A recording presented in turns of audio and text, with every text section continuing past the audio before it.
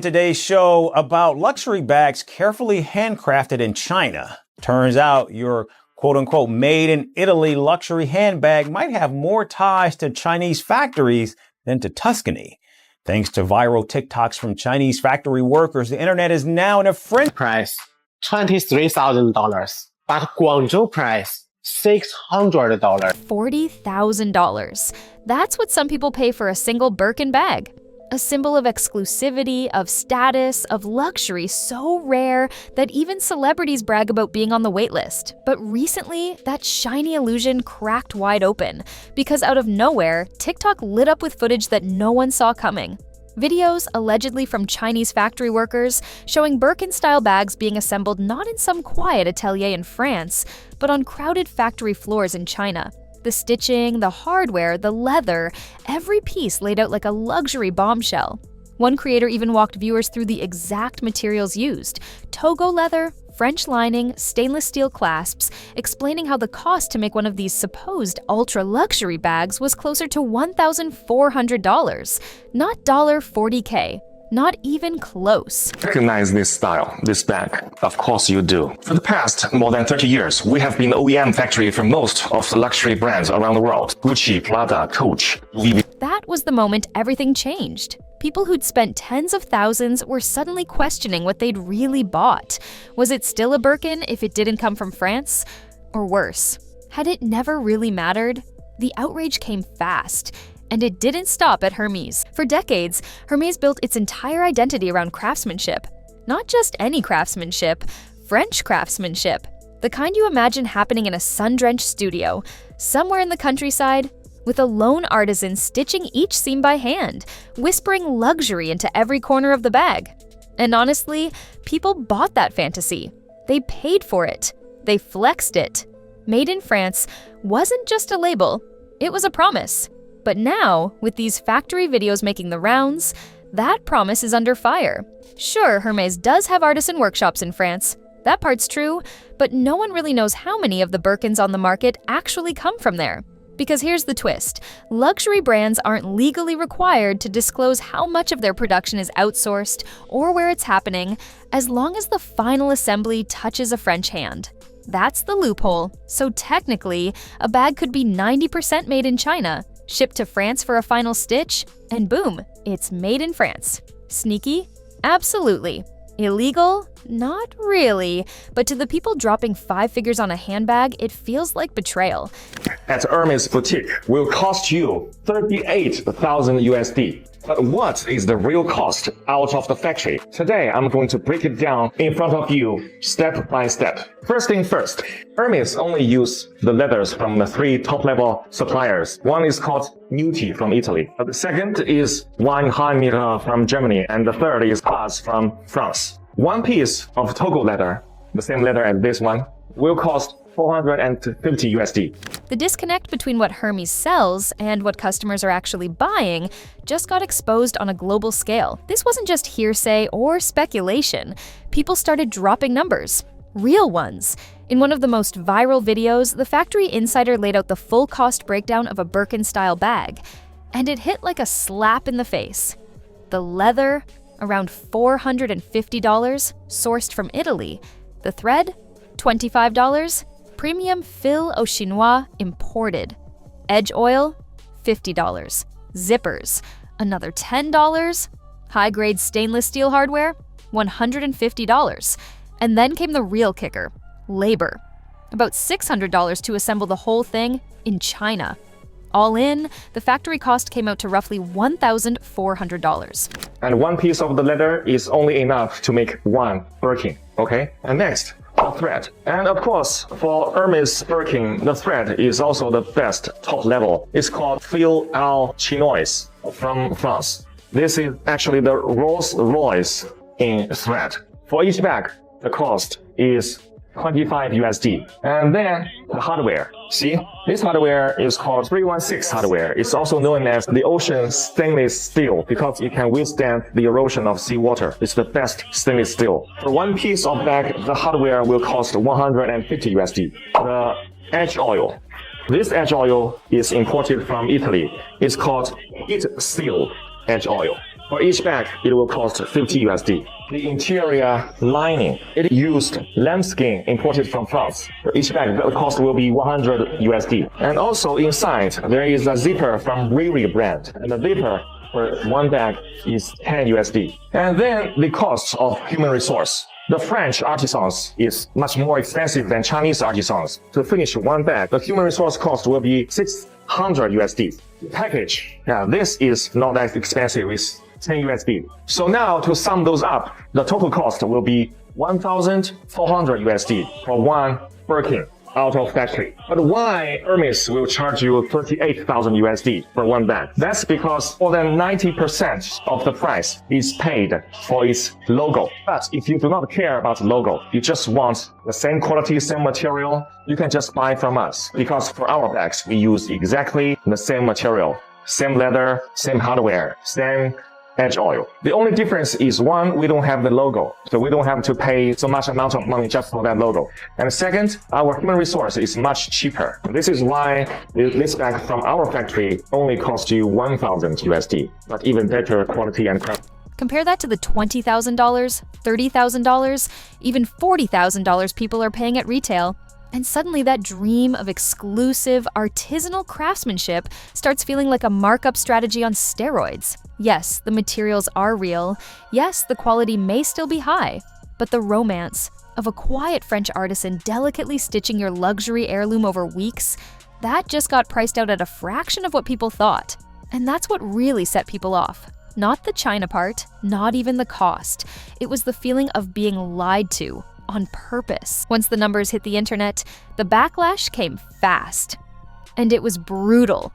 Influencers who once flaunted their Birkins like trophies were suddenly calling them scams. One TikToker flat out said, "I spent $30K on a lie." And that sentiment echoed everywhere. Videos popped up of people slamming their bags, listing them for resale, or questioning if they'd ever buy from Hermès again. Because Hermès clearly purports that all of their bags are handmade in France and their watches are made in Switzerland. In their verbiage, there is no room for confusion about where their products are manufactured. There's no room for China. But in the beginning of that video, that nice Chinese man is clearly standing in front of what appear to be Hermès bags, saying that these are the bags that we manufacture. I noticed he didn't say Hermès when he called out all the brands like Prada, Louis Vuitton, Coach. But the implication was very clearly there. And if Hermès products, specifically their bags, are made from beginning to end in France, why would their valuation drop with the news that Chinese manufacturers are spilling the tea? It says right here on their website, the vast majority of our products are manufactured in France. And they talk about sourcing cashmere from Mongolia, blah, blah, blah. Absolutely nothing about China. And those purses that man was standing in front of were identical to Hermès bags, correct? So does that mean Hermès is lying? And then resale platforms started to panic too. Authenticators, who used to rely on subtle tells like stitching patterns or smell, now had a major problem. If these bags were made in the same Chinese factories that also produce counterfeits or OEM versions, how do you even tell the difference anymore? It wasn't just about authenticity, it was about origin. And that's a whole new level of identity crisis for the luxury world. Some buyers began demanding refunds, others tried unloading their bags before the market tanked. Trust, once the core currency of luxury, was dissolving. Fast. Hermès may have been the one caught in the spotlight, but they weren't standing there alone for long. As the scandal gained momentum, whispers turned into full-blown accusations. Gucci, Prada, Louis Vuitton. Suddenly the floodgates opened and insiders started suggesting that up to 80% of so-called luxury goods were at least partially made in China. Some claims pointed to OEM manufacturing, where the same factories that make official products are also making lookalikes or extra batches on the side. Others blurred the lines even further. Is it still counterfeit if it's made with the same materials, in the same facility, by the same hands? That's the uncomfortable question no one in the luxury world really wants to answer. Because the truth is, a lot of these brands rely on the illusion of exclusivity, but scale requires outsourcing. And outsourcing means control gets messy. So, now shoppers are left wondering if they're buying prestige or just paying extra for a story. Louis Vuitton and Chanel will hate me if I tell you this, revealing the secret behind big brand. Let's go! Hanglong from Singapore, or Boudinger for their landscape from France. Tannery Haas, Italian Tannery, Fight. Labritecna from Italy. Guess where I found all those secret suppliers? All in APIF. The deeper people dig, the more they realize this may not be a Hermès problem. It might be a luxury industry problem. Just when it seemed like things couldn't get messier, politics walked right into the frame. Around the same time these factory leak videos were going viral, former President Trump made a bold announcement. A massive 145% tariff hike on Chinese imports, right after a 90-day global pause. Coincidence? Maybe. But the internet didn't think so. Suddenly, theories started flying that Chinese platforms like TikTok were quietly boosting these factory exposés as a form of digital retaliation, turning global luxury into collateral damage in a much bigger economic war. Tariffs against China add up to 145%.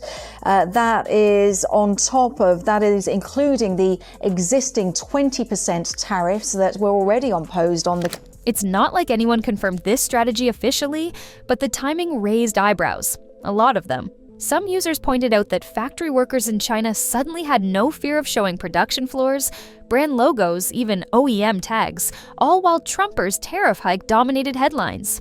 If that sounds like propaganda in a luxury wrapper, you're not alone. This wasn't just about handbags anymore.